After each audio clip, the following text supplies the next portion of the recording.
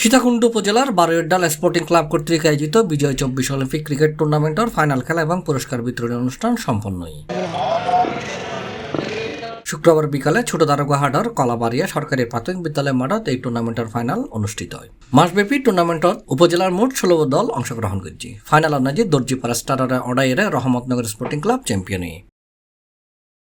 অনুষ্ঠানত প্রধান অতিথি হিসেবে উপস্থিত আছেন চট্টগ্রাম 4 আসনের জামায়াত ইসলামের মনোনীত এমপি প্রার্থী এবং আন্তর্জাতিক ইসলামিক বিশ্ববিদ্যালয় চট্টগ্রামের ট্রাস্টি বোর্ডের সদস্য আনোয়ার সিদ্দিক চৌধুরী।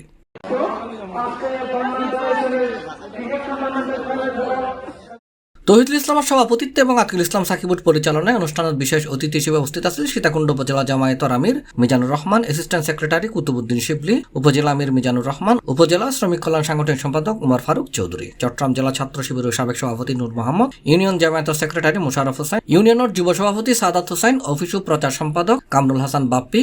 আর উপস্থিত আছেন রহমতনগর স্পোর্টিং ক্লাবের টিম ম্যানেজার মোহাম্মদ আশরাফুদ্দিন সহ বিভিন্ন নেতৃবৃন্দ।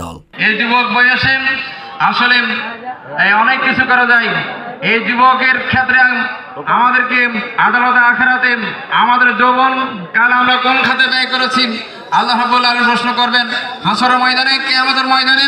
আমরা কয়েকটা প্রশ্নের মধ্যে এই প্রশ্নের উত্তরও দিতে হবে। C plus TV, Chittagong.